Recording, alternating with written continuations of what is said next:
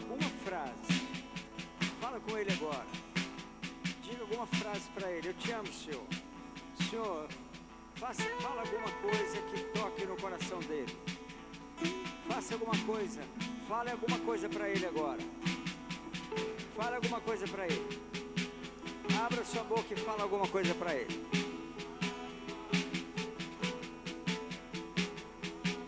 Agora nós vamos. Adora o Senhor com suas mãos levantadas. Diga alguma coisa que vai tocar o coração do Senhor. Em nome de Jesus.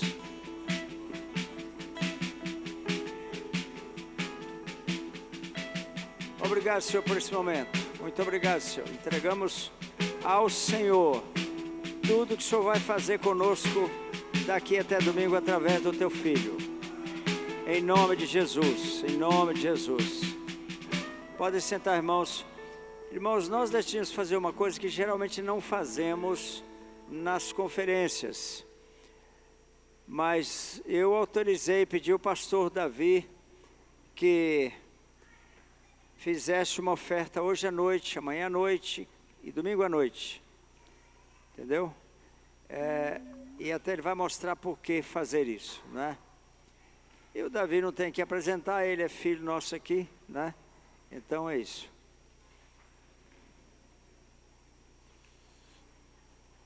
Shalom, povo de Deus. Amém? Eu ia te convidar para você se colocar de pé. Som. Perdeu aqui?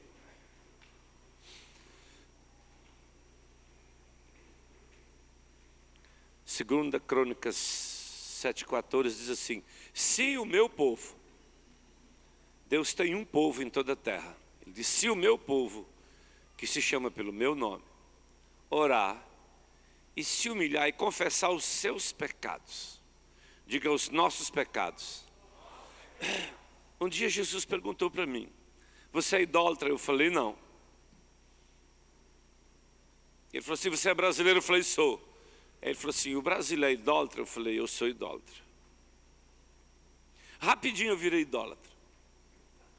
Eu não sei se Daniel era rebelde, mas quando ele orava, ele dizia: Senhor, perdoa o meu povo e a minha nação, o meu pecado e a nossa rebeldia. Agora dá uma imaginadinha em Daniel. O homem cheirava a Deus, não tinha cheiro de carne, andava com os leões. Mas quando ele ia orar, ele não falava do pecado de Israel, o pecado do meu povo, da minha nação Israel.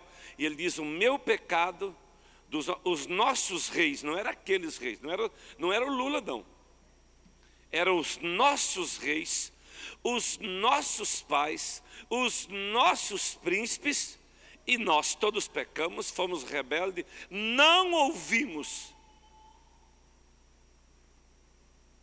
Logo do início, quando ele pisou naquela terra, ele falou assim: eu vou comer diferente, eu vou ser diferente. Ele já chegou, ele decidiu viver o propósito. O nosso Goiás está sem chuva. O Mato Grosso, 90% do Mato Grosso está chovendo bem, mas algumas cidades na divisa do Goiás não estão chovendo. Umas poucas cidades, que são chamadas do Vale do Araguaia, não estão chovendo bem. Eu fui na fazenda do meu sogro passar 2 dias com eles lá. A represa estava seca, os pastos secos, ele semeou o pasto, morreu. Ele é crente, esse pessoal que está convertido, né? E eu falei para ele: vamos fazer chover? Ele falou assim: eu acho que nem Deus faz chover aqui. Eu já falei tanto para Deus molhar essa terra.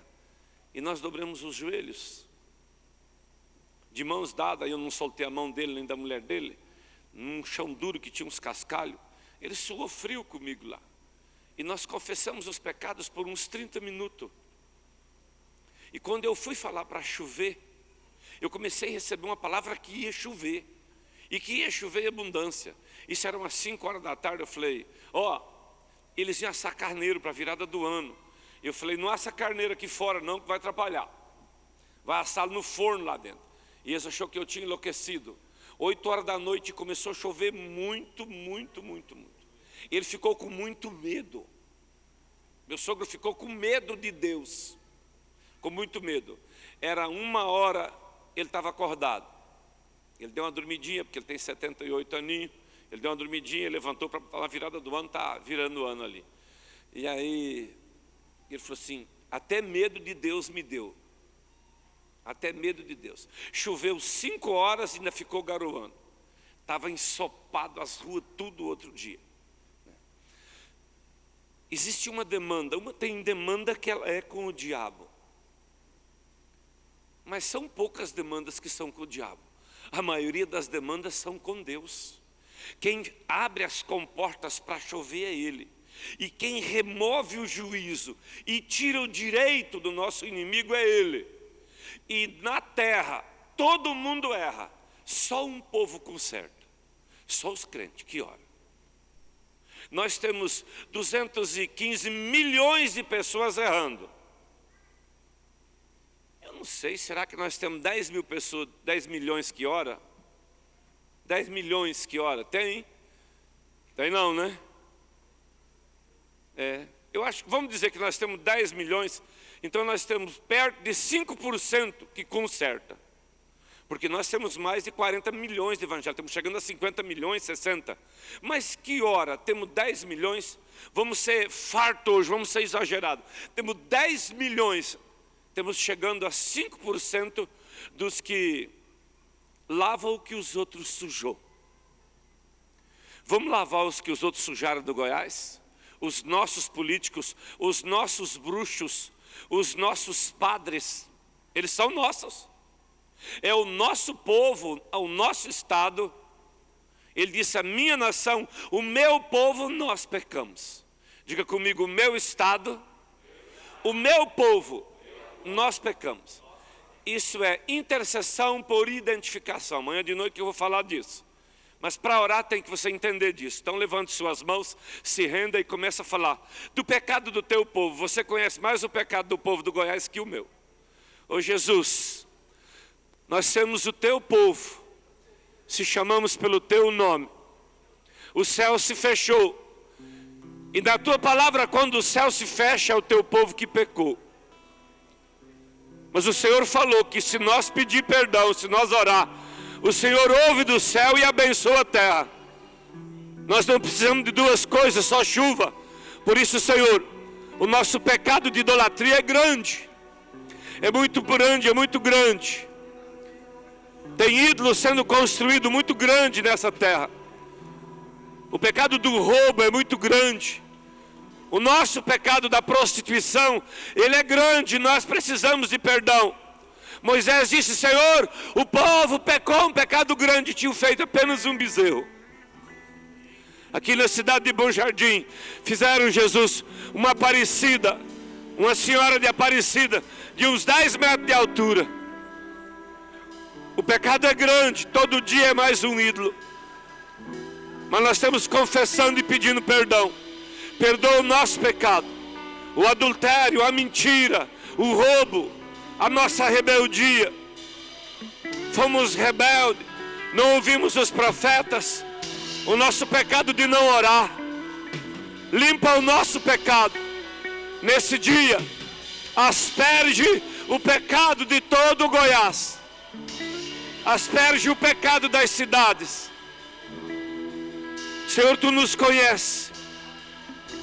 E é sob Tua palavra que nós pedimos perdão. É sob Tua palavra. Tu és Deus que responde. Tu és Deus que responde. Por isso responde-nos, ouve-nos, atende-nos. Ouve-nos, atende-nos, responde, inclina os Teus ouvidos. Vira o Teu rosto para nós, aqui no Goiás. Vira o Teu rosto.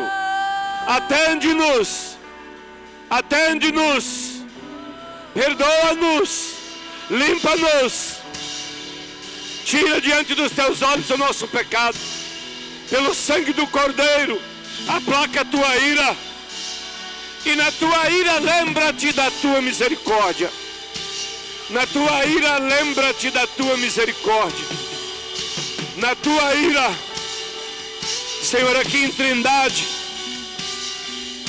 Tem milhares de pessoas sendo enganadas. É a nossa trindade. Tu nos deu a trindade. Tu nos plantou ali. Por isso perdoa o pecado da nossa cidade. Perdoa o pecado do nosso povo católico, dos idólatras dessa cidade. Perdoa, Jesus. Perdoa, Jesus. Perdoa, é grande a idolatria, mas o nosso Deus é misericordioso, bondoso, tardio em se irar e que se arrepende do mal. Por isso perdoa nessa noite, perdoa o nosso pecado. Nessa noite, perdoa o nosso pecado. Nessa noite, perdoa o nosso pecado. Nessa noite, perdoa o pecado. O nosso aborto é grande. Todos os dias, mortes e mortes por aborto. Perdoa o nosso pecado porque é grande. Nós temos esse direito, Deus. O Senhor disse que ouve do céu, perdoa o pecado e sara a terra. E se o Senhor sara a terra, o Senhor manda chuva.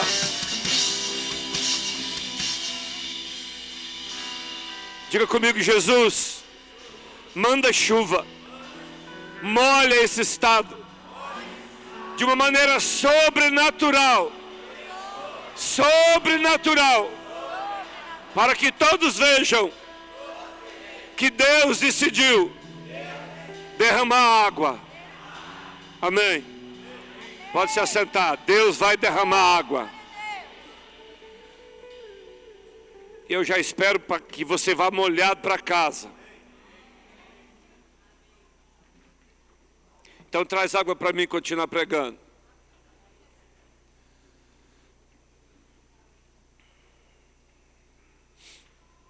É Ele que fecha e ninguém abre. E é Ele que abre e ninguém fecha. Ele fecha as comportas do céu e Ele abre. Deus só fala 2 vezes de janela do céu na Bíblia. Uma é para abençoar financeiramente e a outra é para mandar a chuva. Uma foi numa conversa com Noé, ele falou, vou abrir a janela. E a outra foi em Malaquias. Esses 2 lugares ele falou, eu vou abrir a janela. É para mandar água com força. Com força. Pode ser. Vou começar contando uma história para você. Todos aqui me conhecem? Eu sou casado com a Irilda, pai do Ketri e a Lara, tem um monte de discípulos aí, não sei quantos. E sou discípulo do José Rodrigues. Acho que ele está dando conta de me pastorear. Eu fui alguns tempos impastoreável. Eu não sei se você foi pastoreável ou se você é pastoreável. É muito difícil ser pastoreável. Mas eu fiz uma descoberta. Quando eu dei conta de ser pastoreável, como funcionou as coisas para mim. Tudo está funcionando. É diferente. Sabe quando Jesus disse, bem-aventurados os humildes? Eu falei, o que é isso? Jesus falou assim, os pastoreáveis. Bem-aventurados os humildes de coração. Há 14 anos atrás eu tive uma visão. O Senhor pegou meu espírito e levou no céu. E era sobre um lugar no céu. Ele me levou na 4ª vigília. No céu é assim, quando você está lá, se a visão durou 15 minutos, você vê tanta coisa e recebe tanta coisa. Eu tive um êxtase, um arrebatamento de espírito, talvez de 30 minutos no máximo. Eu não estava com o relógio. Foi a hora que eu ia sair da minha cama para levantar. O anjo deu um tapa na minha mão, catou a minha mão e partiu comigo. E eu vi meu corpo. E eu fui numa sala muito grande, muito organizada, aonde chegava todas as orações da igreja. Só que eu não entendia que lá eu já sabia que eu estava horas e horas lá. Parece que eu estava dias lá. E naquele lugar sempre é das 3 às 4. E eu falei, eu não estou entendendo isso aqui. O anjo falou assim, sempre em um lugar da terra é madrugada. Em algum lugar da terra agora é a quarta vigília. Nós estamos na primeira vigília da noite. Em algum lugar da terra está acontecendo a quarta vigília. A terra tem uma maneira de trabalhar. O céu fica parado. O céu espera. As 4 vigílias, cada uma delas tem uma importância. Mas se você vê Deus chamar, Ele chama para a quarta vigília. Eu amo os que me amam, e os que de madrugada me buscam vão ter relacionamento comigo. Não vão ser problema, não vão ser vergonha. Por quê? Porque Deus sempre escolhe o melhor. E nessa visão que eu tive lá, toda oração tinha resposta. E eu me admirei, eu falei, mas então está sendo um negócio muito grande. Então o anjo me levou perto aonde os outros anjos carimbavam. Quando chegava um pedido de oração, ele chegava como que um fax. E na frente do anjo, quando chegava o seu pedido, irmã, ali estava um memorial, que está em Malaquias 3,16. Diante dele há um memorial para os que confiam nele. No memorial estava toda a sua vida e todo o seu comportamento.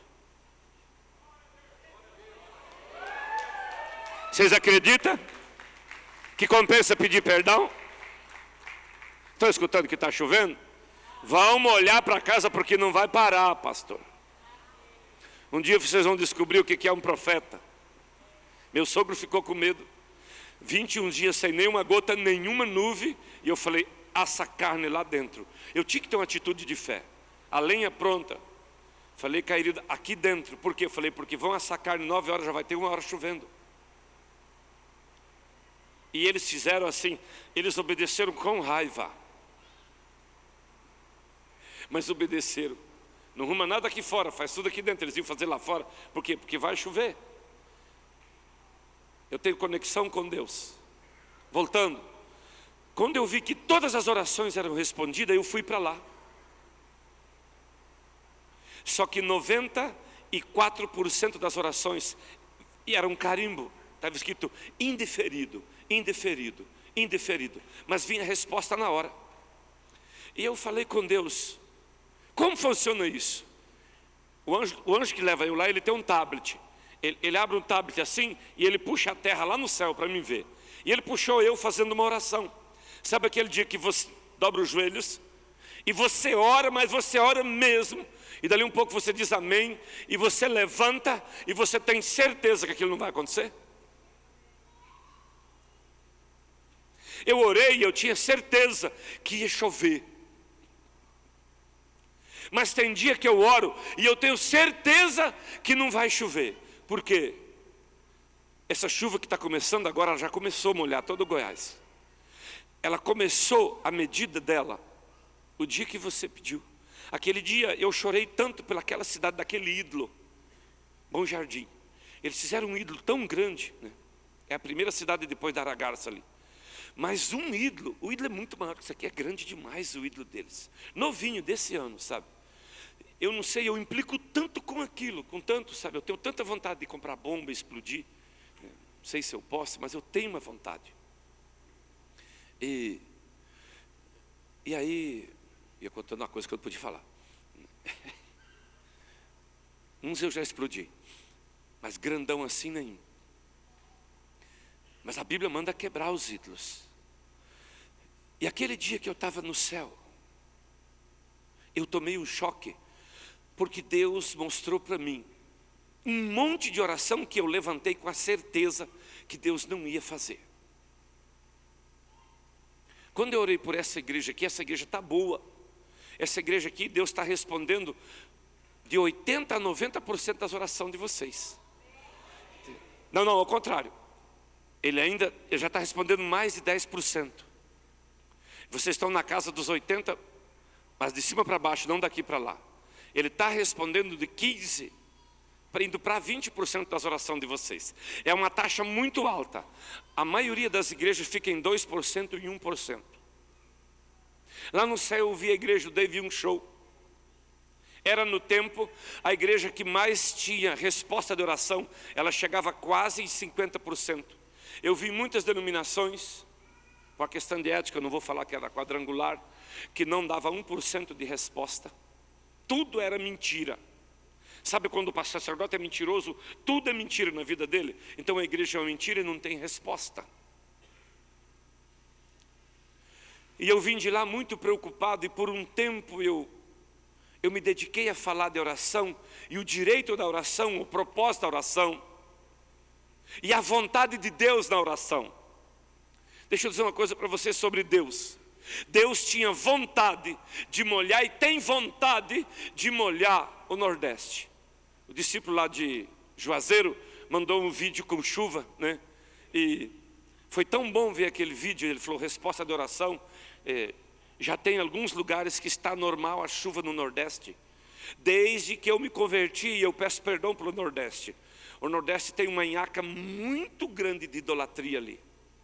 Mas os feiticeiros do Nordeste, da Bahia, eles não são mais lá. Os feiticeiros da Bahia se alojaram em Porto Alegre. Porto Alegre é o lugar de maior feitiço hoje. E a idolatria, primeiro ela foi do Nordeste, ela foi para São Paulo. Por quê? Porque os nordestinos foram para São Paulo. Então dividiu. Mas depois disso, por causa do desmatado centro-oeste e do Mato Grosso, veio muito nordestino para cá. Muitos converteram. Mas está muito forte a idolatria. E hoje, Trindade, que é Goiás, é uma referência em conduzir as pessoas a sacrificar para os ídolos. E isso fecha o céu. Então há uma demanda. Não que Deus queira fechar. Automaticamente Deus não toma decisão. Todas as decisões já estão tomadas aqui. Esse livro já estabeleceu tudo. Tudo está estabelecido. Então quando a multiforme sabedoria de Deus se revela para a batalha contra principados e potestades, o diabo não faz o que quer, ele só faz o que pode. Não é bem o que pode, é o que nós deixamos. É assim que funciona. Ele faz o que eu e você deixamos. Hoje eu vi um vento passou num lugar, falei com o pastor José. Eu ia falar para ele que o vento era de Satanás para tirar a chuva aqui desse lugar. O pastor disse, tem um vento tirando a chuva daqui. E esse vento tem que parar. Esse vento vai trazer chuva para cá. E aquele dia, eu comecei a me dedicar. Porque é tão difícil você falar com alguém e aquela pessoa não te responder, ou os anjos te responder. E eu comecei a analisar quando eu orava. Porque quando você ora, existe uma coisa. É a vontade de Deus. É a permissão de Deus. E toda a situação tem uma medida. A Bíblia fala de uma medida. E fala das salvas cheias de incenso. Que são cheio é porque completou uma medida. Existe uma medida de idolatria e sangue derramado. O sangue derramado é contínuo. Nos governos do PT se matava 800 mil abortos por mês. 10 milhões de abortos nós temos por ano. Só isso, pouquinho, né? Por ano o Brasil faz 3 vezes a nação do Uruguai de aborto, né? 200 mil mulheres. Nós temos o sangue dos índios, o sangue dos escravos, o sangue dos judeus que expulsamos daqui da Inquisição, que são tão poucas pessoas que entenderam que tem uma responsabilidade. Quando conhecemos a história nos conecta com o propósito e você descobre para que você está aqui na terra. E eu quero que você abra a sua Bíblia em 2 Coríntios. Esse foi o primeiro versículo que o José Rodrigues plantou em mim. Só que tem um negócio com esse versículo. Um dia eu falo de uma outra vez que eu fui para o céu ver o julgamento de um pastor. E quando eu vi o julgamento do pastor, eu lembrei de 2 Coríntios, capítulo 5, versículo 10. Esse versículo 10 é muito forte, muito forte, muito forte.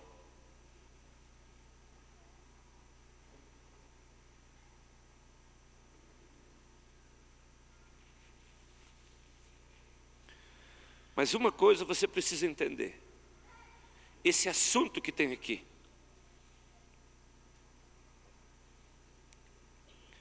Porque todos devemos comparecer ante o tribunal de Cristo, para que cada um receba o que tiver feito por meio do corpo, o bem e o mal. Diga comigo, cada um. Cada um. Diga, prestação de conta. Quando você vai diante de um tribunal, haverá uma prestação de conta.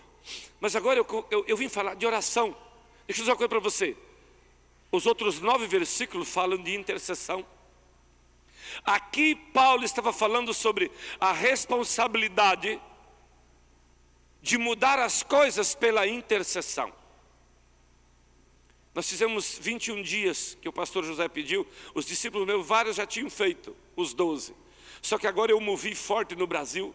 E hoje tem no mínimo 900 igrejas, pastores recebendo meus áudios. E eu recebi uma confirmação de muitas igrejas que nunca tinham me visto. Eles entraram em contato só para dizer que estavam em jejum pela nação.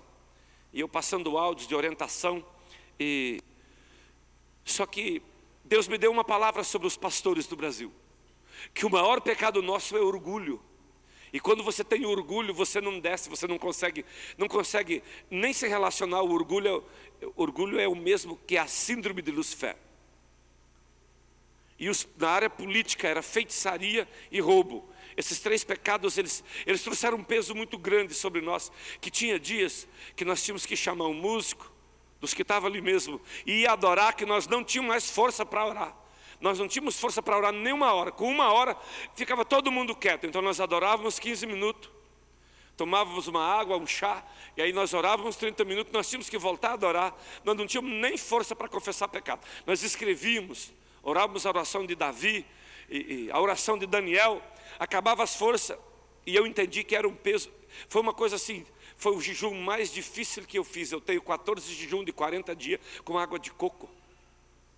E esse era com muita suco de melancia, de goiaba, de acerola, de laranja. Tinha vontade em 2 geladeiras lá para nós tomar. Mesmo assim nós não tínhamos força, por causa daquilo da identificação.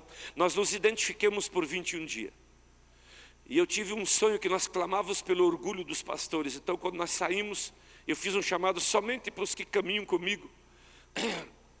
E nós temos perto de 100 pastores e pastoras andando de chinela havaiana e descalço, para pedir perdão pelo orgulho por mais 40 dias. Terminamos dia 21 e vamos até dia 31 de janeiro, pedindo perdão pelo nosso orgulho. Orgulho é que nem mal alto. Então quando você vai diante de Deus e você tem orgulho, é que nem bafo de cebola. 2 Coríntios 5, Paulo diz assim, vou ler desde o 16 do capítulo 4. Por isso não desfalecemos, ainda que o nosso homem exterior se corrompa, o interior contudo se renova todo dia. Porque a nossa leve e momentânea tribulação produz para nós um peso eterno de glória muito excelente. E não atentamos nas coisas que se veem, mas nas que não se veem. Porque as que se veem são temporais, as que não se veem são eternas. Porque sabemos que a nossa casa terrestre, desse tabernáculo se desfizer. Temos de Deus um edifício, casa não feita por mãos, eterna nos céus. Por isso também gememos, desejando ser revestidos da nossa habitação que é do céu. Se todavia, estando vestido, não formos achados nu.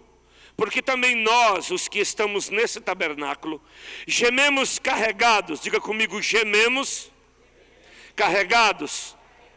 Não porque queremos ser despidos, mas revestidos, para que o mortal seja absorvido pela vida. Ora, quem para isso mesmo nos preparou foi Deus, o qual nos deu também o penhor do Espírito, pelo que estamos sempre de bom ânimo, sabendo que enquanto estamos no corpo, vivemos ausente do Senhor, porque andamos por fé e não por vista. Mas temos confiança e desejamos antes deixar esse corpo para habitar com o Senhor, pelo que muito desejamos também ser-lhe agradáveis, quer presente, quer ausente, porque compareceremos ante o tribunal de Cristo. E a prestação de conta vai ser, você fez o bem ou você fez o mal através do seu corpo. Paulo está falando de uma luta tão terrível, tão intensa que nós vivemos, E ele está falando de a situação visível. Algumas vezes, eu e outros, e se tem algum intercessor aqui, com quem de vocês você teve um sonho, só um sonho numa guerra forte, e cedo você já amanheceu com dor de cabeça? Faz assim, levanta a tua mão. Pode levantar, bem forte. Quando você está dormindo, a tua mente está dormindo, o teu coração, teu físico, teu coração está quietinho, bombeando bem devagar, o teu espírito não está não. Naquilo que é responsabilidade, você vai guerrear. Você vai ver, você vai batalhar e você vai lutar. Quando você tem um sonho, você recebe um encargo profético de intercessão. Diga comigo, encargo profético de intercessão. Você é informado de uma responsabilidade. Todas as vezes que você tem uma visão, que você tem um sonho, uma noite que você se bate muito e não consegue dormir, você recebeu um encargo, uma responsabilidade de intercessão.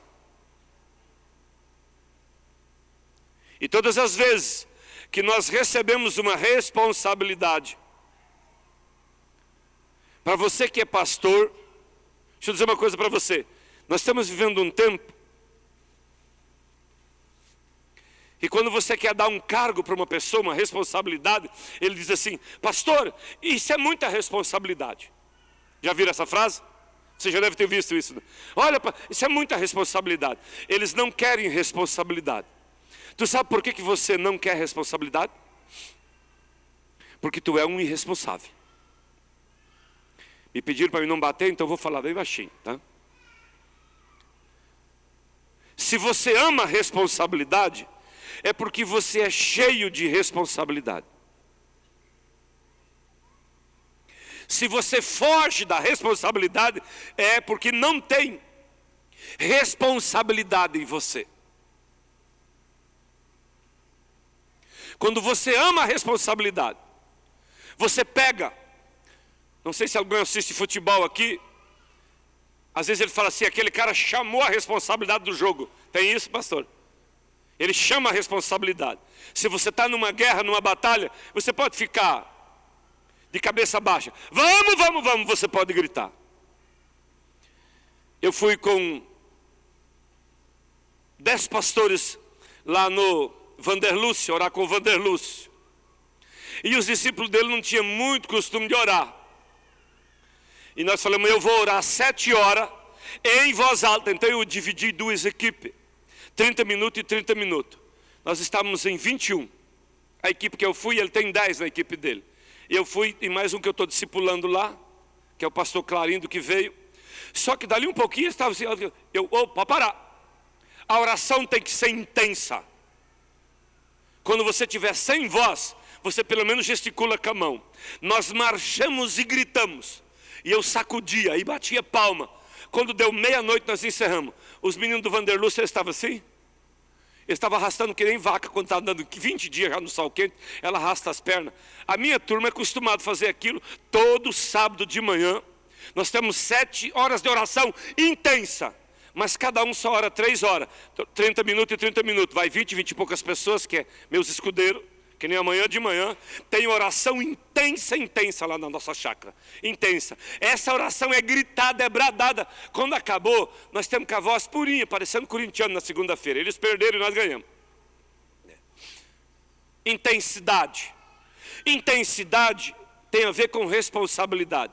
Tem a ver com clamor, tem a ver com guerra. Diga comigo, guerra. É guerra. Aqui quando ele fala de gemidos, de responsabilidade de gemidos, ele diz, para quê? Quando ele fala do revestimento, porque quando você recebe um peso, e você não ora, a tua vida piora, porque você teve uma atitude de responsabilidade. Muitas pessoas estão fracas, estão fora, porque eles pedem para Deus, que eles querem servir a Deus. Uma coisa é você crer em Deus, a outra coisa é você servir a Deus. Servir a Deus, você perdeu os seus direitos. Paulo diz, em nada a minha vida é preciosa. Ele perdeu os direitos dele. E aqui Paulo estava falando de um nível de intercessão tão tão forte. E ele dizia, não que eu quero ser despido, eu quero ser revestido. E ele disse, para quê? Para que o mortal seja consumido pela vida. Todos os demônios e todo o pecado, eles produzem morte de contínuo, de contínuo. Toda hora que alguém peca, salário do pecado tudo é morte. E a igreja, por causa do sangue de Jesus, quando ela ora, ela produz vida constantemente. Então quando você entra em intercessão, o mortal, Paulo diz, o mortal é consumido. Você consome a morte, você destrói a morte, você vence a morte. E quando nós entendemos isso, e compreendemos isso, e existem pessoas que quando eles são chamados para orar, eu pastoreei a igreja, hoje eu falo para eles, eu tenho dificuldade demais de orar pelo irmão Pedro, irmão Cláudio, irmã Chiquinha. Eu começo orando pela cidade, eu oro pela minha casa, pelo meu pastor, eu dou conta de orar para pastor, por alguns, eu digo, não oro por você, não tem sentido eu orar por você.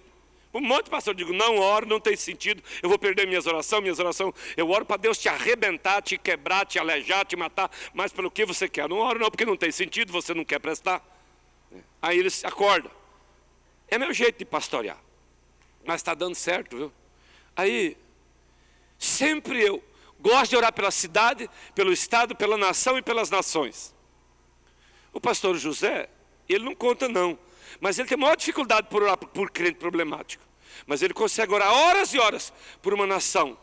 Diga comigo, designo, propósito e identidade profética.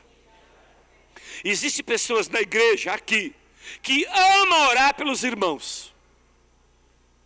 E eu vim aqui para acordar você. O pastor José, ele não tem um chamado para orar pelo filho da irmã Mariquinha. Ele até ora, mas a gente ora aquela oração sem fé de tudo. Mas ele tem autoridade para parar um principado na intercessão. E isso é propósito. E você precisa entender isso. Paulo tinha um coração de pastor. Ele diz assim, eu não cesso de orar por vós e dar graça por vós. Ele tinha um coração de pastor. Apóstolo e profeta não tem muito coração de pastor. O coração deles fala numa outra dimensão. E todos os corpos, todo lugar aqui é um corpo. E dentro de um corpo tem todo o suprimento. Por isso que Paulo diz, olha, o mortal vai ser consumido pela vida. E todos nós compareceremos ante o tribunal de Cristo. E eu queria fazer uma pergunta para você. Se Deus te chamasse para um propósito de intercessão, talvez pelo Goiás, talvez pelo Brasil, você obedeceria o chamado de Deus? Para um ano de intercessão? Quem de vocês obedeceria? Faz assim para me saber, se você tem vontade de obedecer. Deus te chamar para você orar. Levanta bem alto, eu queria ver aí. Aí, bem alto, aí, tá melhorando. Ó, quase dá para chamar o apelo aí. Então abra a tua Bíblia, em Ezequiel capítulo 4. Aqui tem um homem que orou mais de um ano por uma nação. Nós estamos falando de intercessão.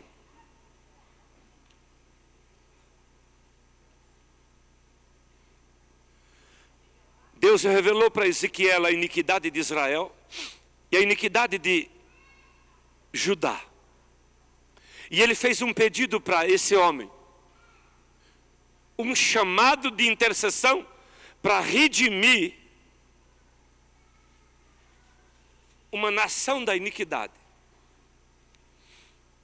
No ano de 2017, um discípulo meu, ele andou descalço, vestido de pano de saco, com uma refeição por dia.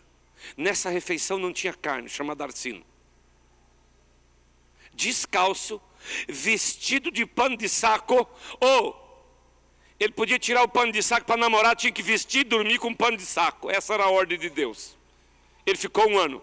Quando ele terminou, uma pastora solteira do nosso ministério recebeu o mesmo encargo, um ano de pano de saco e descalço, sem comer carne.